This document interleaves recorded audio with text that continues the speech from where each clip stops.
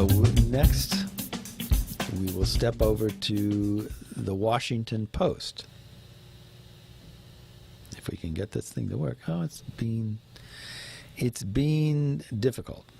This is entitled, Immigration is the Top Issue as Clinton-Sanders Square Off in Arizona. So we're back to Arizona again, or we just never left there.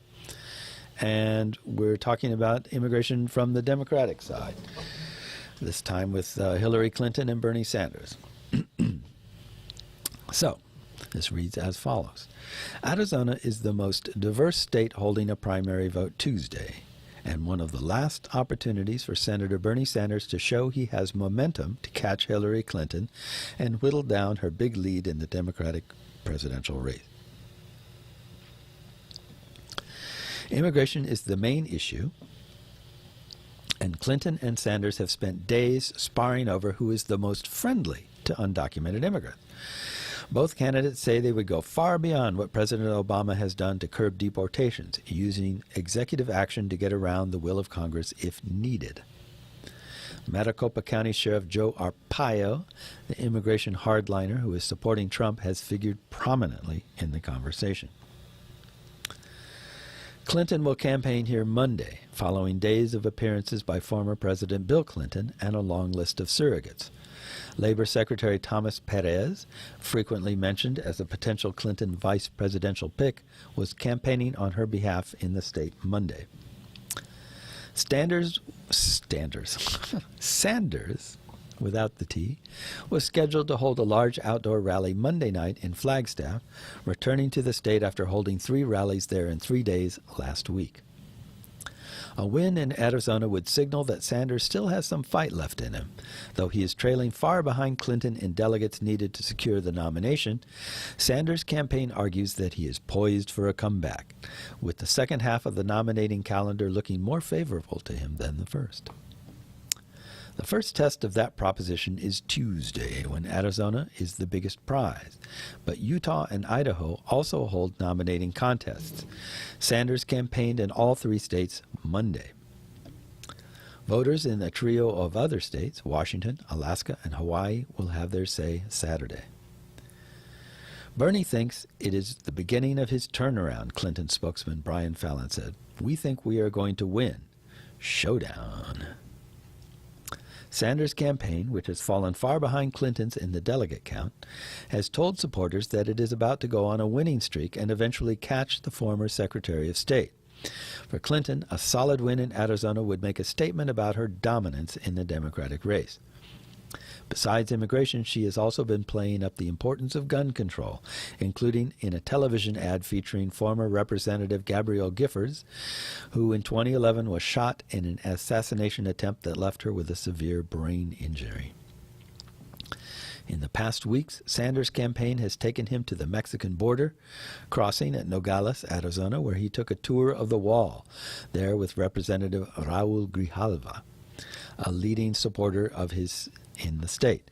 With television cameras in tow, Sanders talked with immigrants and vowed to do whatever he can as president to keep families together. During a recent stop in Flagstaff, Sanders also sought to bolster his credentials with voters for whom immigration is a central issue. Sanders was introduced by Catherine Figueroa Bueno, a 12-year-old who said she saw television coverage of her undocumented parents being arrested by Arpaio when she was 9. Upon taking the stage, Sanders praised her as a young woman of extraordinary intelligence and extraordinary courage, who had used the story of her parents' deportation to fight for justice. If elected president, we are going to pass comprehensive immigration reform and a path towards citizenship, whether Mr. Arpaio likes it or not, Sanders vowed. He accused Arpaio, whose county is the most populous in the state, of outrageous and unconscionable tactics in aggressively arresting undocumented immigrants, and issued what sounded like a threat. It's easy for bullies like Sheriff Joe Arpaio to pick on people who have no power, Sanders said. If I am elected president, the president of the United States does have power, so watch out, Joe. In an interview the following day with Fox News, Arpaio was dismissive of Sanders, saying, "I don't worry, he's never going to be president anyway." Oh, really? Clinton's campaign and her allies, meanwhile, have been working to undermine Sanders on immigration by arguing that his record in Congress has been mixed at best. In an op-ed piece displayed prominently in Saturday's Arizona Republic, former Arizona Congressman Ed Pastor, a Clinton supporter, wrote that he has served for years with Sanders, and seemingly every time the Latino community had the most on the line, he stood across the aisle. Ooh. Pastor cited some of Sanders' votes that Clinton has brought up in recent debates against a comprehensive immigration reform bill in 2007, championed by the late Senator Ted Kennedy, and in favor of a measure that gave cover to a private group known as the Minutemen that patrolled the U.S.-Mexican border and that critics derided as made up of racist vigilantes. Sanders has said neither measure is reflective of his views on immigration, arguing, for example, that a major Latino group stood with him against the 2007 bill because of provisions on guest workers, whose conditions, he said, are akin to slavery. Sanders is also quick to point out that he voted for a more recent comprehensive immigration bill in 2013. The activities of Sanders' wife, Jane, have also become a flashpoint in the race in Arizona. On Monday, she took a separate trip to the infamous outdoor Tent City Jail operated by Arpaio, where inmates are subjected to extreme heat in the summer. The sheriff unexpectedly showed up and offered Sanders' wife a tour, and the two had a conversation that has been characterized in dramatically different ways by the campaigns. Sanders has called Arpaio's appearance an ambush on his wife and said the sheriff had no satisfactory answers for her pointed questions about conditions at the facility and his aggressive tactics on illegal immigration. So there we have the two I guess you'd call it opposing sides on immigration, at least in the sense that these are two political parties. These are candidates. Two candidates from each party were discussed, and each has staked out views that are very much like the other in their party and very much the opposite of their the candidates from the other party. Extremely so, I would say. I mean, it's almost night and day what these people are saying. On the Republican side, you have, we're going to deport all of the people who are here without proper documents. All. The number that's tossed around most of the time is 11 million. So imagine what that would be like, deporting 11 million people, some of whom are, let's say, parents or children of people who are U.S. citizens. What happens to the rest of the family? Who knows? I don't know how it's supposed to work.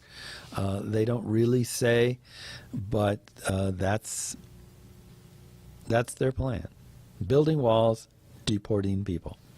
On the other side, you have, I am the friend of undocumented people. I will do everything in my power to make it okay for them to be here and to make this a more welcoming place.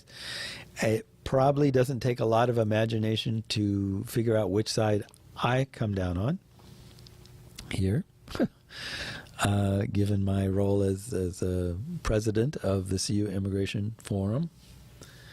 Let's just say that I think immigrants are my friends, generally speaking. Not all of them. I'm sure there are some I probably don't like at all. But I think in general, I support immigration. I support immigrants. And I want them to do well. And I love to tear away the strain, I guess is a good word, of the doom and gloomish feeling of impending doom, or whatever you want to call it, that the current situation places them under. It's terrible. There's so many people who just walk around wondering when ICE is going to come knocking on their door, wondering what they can and can't do, can and can't sign up for, can and can't become involved in, because immigration is maybe going to come and get them. So I'm all for whatever makes their lives easier and removes that burden of fear and doubt and just makes this the welcoming place that it can and should be. That's the side I come down on. Anyway, so continuing on in this vein about politics and immigration, recently, as you may have noted, we mentioned that Supreme Court Justice Antonin Scalia passed away. And we talked a little bit about his legacy. You may have been listening to the news and noticed that President Obama has nominated someone to replace him. It still remains to be seen whether the Republican Party is going to remain firm in their attempts to ignore that nomination and refuse to move it forward. We'll see. But in the meantime, let's dig in a little bit into what the nominee is all about. In this instance, we have an article from Bustle, which I've never heard of before. Sorry, I'm ready to finish my sentences apparently, and I'm not using all the right words. So this is entitled, "What Are Merrick Garland?" Merrick Garland is the gentleman that the president has nominated for the Supreme Court. What are Merrick Garland's immigration views? Let's find out. Or let's find out what this author thinks they are. Okay. The odds are slim that the Senate will confirm Merrick Garland, President Obama's nominee for the vacant Supreme Court seat, anytime soon. But there's still an outside possibility that Republicans will relent and give him a hearing, and that has everybody scrutinizing Garland's record for hints about his judicial philosophy. Given that the High Court is set to rule on President Obama's executive orders on immigration later this term, it's natural to ask, what are Merrick Garland's views on immigration? Well, the bad news is that Garland's history reveals very little about this. He hasn't ruled on any significant immigration cases. But that doesn't leave us totally in the dark, because based on Garland's past rulings in other areas of law, we can come to a tentative conclusion as to how he might rule on Obama's immigration order. Quick refresher. Obama announced an executive action in 2014 wherein certain undocumented immigrants, about 5 million in total, would be temporarily shielded from deportation. Conservatives sued the administration, arguing that Obama overstepped his constitutional authority in issuing the order. The case made its way to the Supreme Court, which is set to rule on it in April. Garland's past rulings give no hints as to his views on immigration specifically, but they do offer a clue as to how he might rule in a case like this. As a judge on the D.C. Circuit Court of Appeals, Garland has generally been deferential to the executive branch's interpretation of statutes. Garland sided with the George W. Bush administration in a case involving prisoner rights at Guantanamo Bay and has upheld the Obama administration's interpretation of environmental law on numerous occasions. The immigration lawsuit in front of the court is, at its heart, a question of whether the administration is correctly interpreting the law. That being the case, there's reason to believe that Garland, if he were to rule on this case, would side with the administration. However, the odds that Garland will hear this case are very slim. Although the case is on the docket for this term, it's scheduled to be heard on April 18th. Even if Republicans relented and decided to give Garland a hearing, and there are no signs that they will, he'd have to get confirmed in less than 30 days in order to hear the immigration case.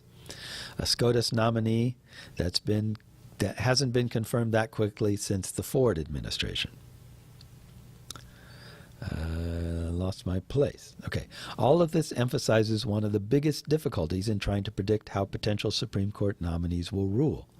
Unlike politicians, judges don't simply form an opinion on an area of policy and vote in accordance with that opinion. They have to look beyond simple ideological conclusions and analyze the legal underpinnings of the specific policy that's being challenged. Garland would probably uphold Obama's immigration order, but that has more to do with how the orders were enacted than the merits of what it seeks to accomplish. So, kind of neither here nor there, at least in terms of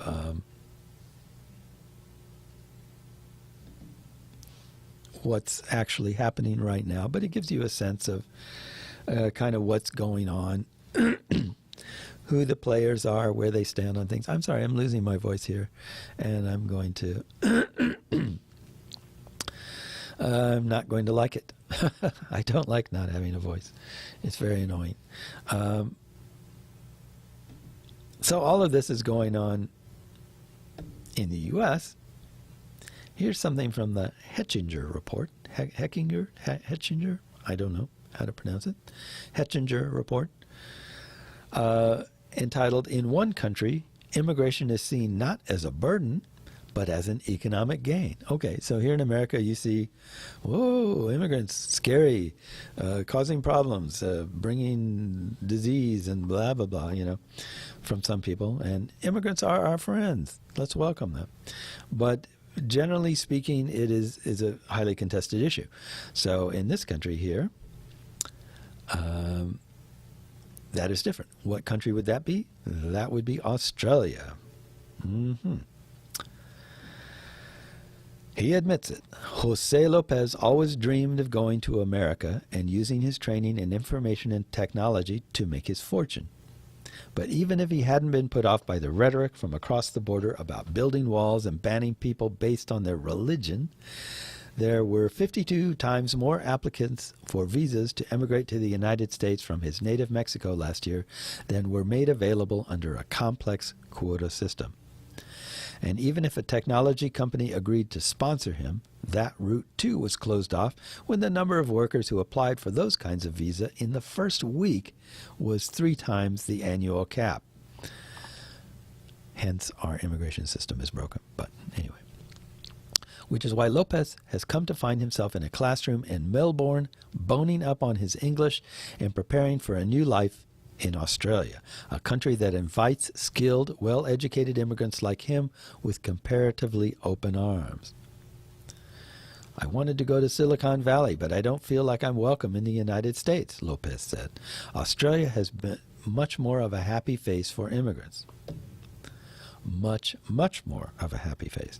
While the immigration debate in the United States and elsewhere is focused largely on unskilled laborers and humanitarian refugees, and proposals to update U.S. immigration laws remain mired in political dysfunction, Australia and other nations have been waging an aggressive global competition for highly skilled professionals like Lopez, who has been given a visa to work here. Nearly 7 out of 10 immigrants here are accepted based on being able to do jobs in fields such as engineering that the government and employers say there aren't enough domestic workers to fill. In the United States, where technology companies in particular are sounding warnings about a similar skills gap they say is contributing to a near-record 5.6 million job openings, the proportion of immigrants admitted for their skills is less than 2 in 10. For advanced professional skills, the number is about 1 in 17. The Department of Homeland Security reports. The rest are relatives of people already here, plus refugees and asylum seekers. "We are not keeping pace with what the rest of the world is doing," says Andy Halatai, Senior Vice President for Government Affairs at the U.S. Information Technology Industry Council, which advocates for immigration reform to change this.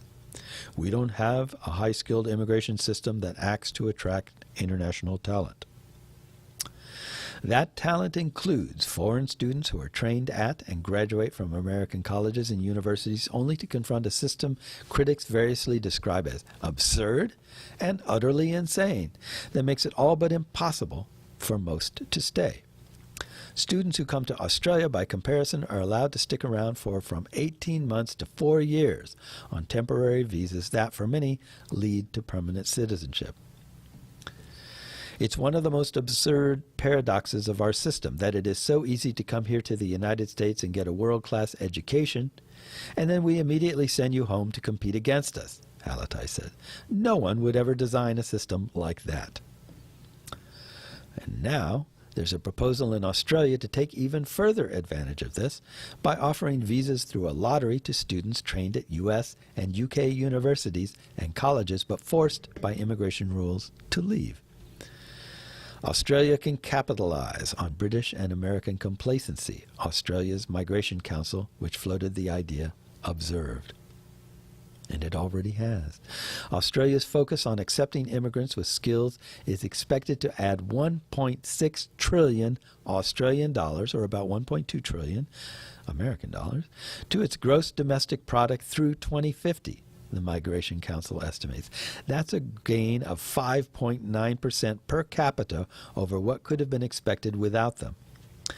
Rather than being a drain on the economy, Australia's immigrants by 2050 will each contribute 10% more to it than non-immigrants. That's big biscuits, said Henry Sherrill, a former policy advisor at the Migration Council. I'm sorry, when you say something like, that's big biscuits, you have to say it kind of like, I don't know, like a Texan. That's big biscuits.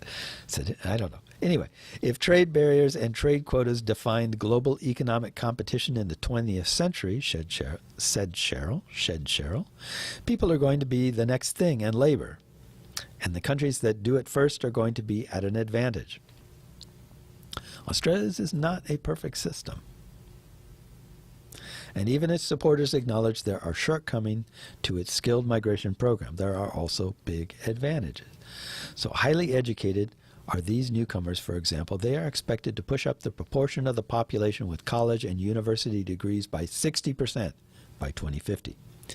The United States is trying to boost its proportion of degree holders too, but it is so far behind that it will fall short by nearly 20 million college-educated workers as soon as 2025, according to the Lumina Foundation, a principal advocate of this effort. Lumina is among the funders of the Hettinger Report, which produced this story. And so young are they, the immigrants provide a demographic dividend, helping offset the huge number of soon-to-be retirees that threaten Australia's capacity, like the ability of the United States, Japan, and some European nations to keep up with the cost of medical care and other entitlements. Skilled immigration has served the interests of the broader community well, an independent advisory body, the Australian Government Productivity Commission, pronounced in November.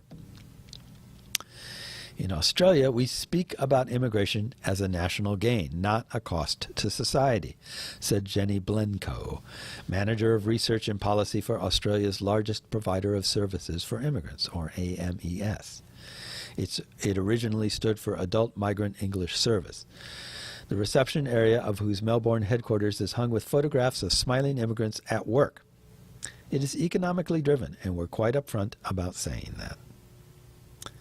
In a crowded office building in the Sydney Central Business District, dozens of these immigrants are learning English and how to write resumes and conduct themselves in job interviews and in the workplace. A culture shock for some in proudly casual Australia, said Michael Cox, General Manager for English and Foundation Skills at Navitas, a private company that provides these classes under contract to the government. Some of them have trouble with things like not having to call the boss sir, Cox said. In a single classroom off a corridor buzzing in a babble of languages is an electrical engineer from Iraq, an industrial engineer from Peru, and a biology teacher from Macedonia. Science and language teachers are among the kind of workers in demand here, and another immigrant who's in the room is Alfredo Bolanos, a Mexican like Lopez and a Spanish teacher. I never expected I was going to come here, said Bolanos. Most of the people that come from my hometown have family in the United States. But they tell stories of hostile receptions, something he said he experienced himself when, arriving in the United States on a field trip with young students. We all felt like we're being interrogated. Why are you coming here? Bolanos said, we have this whole culture of songs about how Mexican immigrants feel in America. I didn't feel welcome to come to the United States. Here we have better conditions. I didn't expect Australians to give me a big welcome, but they accept you as one more person who wants to assimilate in the society. His classmates nodded as Bolanos continued. Nobody wants to be in a place where people don't want you, he said. I don't want to be treated special. I just want to be part of the society. Probably the United States is losing other people. Australia, in the meantime, has been gaining them. More than 1 in 4 Australians were born overseas, the highest proportion in 120 years, and immigration is by far the biggest contributor to population growth. The top countries of origin are the United Kingdom, neighboring New Zealand, China, India, the Philippines, and Vietnam. That's changing Australia's ethnic composition. Since the turn of the millennium, the number of Chinese-born Australians has more than tripled, the government reports, and the number of Indians quadrupled. It isn't always easy in Australia either, some of these immigrants say. About 15% said in a survey that they have been discriminated against on the basis of their race, religion, or ethnic origin, where non-Europeans were officially banned as recently as the 1950s. An experiment by British and Australian academics found that, to get a job, a person with a Chinese name had to submit 68% more applications than a person with an Anglo-Saxon-sounding one. Real Australians say welcome, billboards like one near the main train station in Melbourne urge, as a way of lowering divisions that persist between native-born and new Australians. Skilled immigrants don't always necessarily get the jobs for which they were admitted. Some turn out to be overqualified for the positions available to them, leading to stories of electrical engineers driving taxis. Only about half said in a survey that their new job matches their experience, and the Australian Government Productivity Commission confirmed that at least 30% of highly educated immigrants appear to be overqualified for the jobs they're in, compared to 22% of their Australian-born counterparts. When Sylvia Acer and her husband left high-level jobs in Kuwait to come to Sydney, she said, the Egyptian-born couple found that even if you come with all your skills, you can't get a job as good as the job you left. And while she has found work, said Acer, her husband, an information technology professional, still hasn't gotten a single interview and stays home to take care of their 3 children. He's frustrated, she said. The lack of local work experience and being overqualified actually works against people.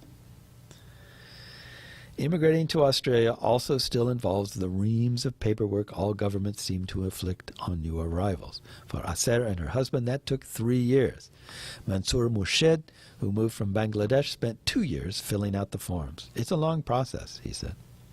But when they saw his work experience, Murshid was a high-level network administrator, it was more welcoming, and it was easier than emigrating to the United States. The system in the United States is not very clear, said Murshid, who now has a job in Melbourne he said fits his skills. Here at least it's clear that first you do this, and then you do that. Okay, I've run out of time. There's more to that story, but I'm running out of voice, and I'm running out of time, and I'm running out of energy. I'm just running out. So you have been listening to CU Immigration here on WRFU LP Urbana, 104.5 FM, and UPTV. And I appreciate you tuning in and sharing this time with us. I hope to have a guest soon. And so that won't all be all politics all the time, as it has been lately. But, politics has a definite impact on immigration. It affects everything about the immigrant experience, as you can see from that last article. The political climate makes a huge difference. All it takes is for politicians to recognize the value of immigrants. In this case, at least in Australia, it was highly skilled immigrants. But I would argue that a lot of the same benefits, even though maybe in a smaller proportion, apply to low-skilled immigrants as well. There are people coming here because they want to work,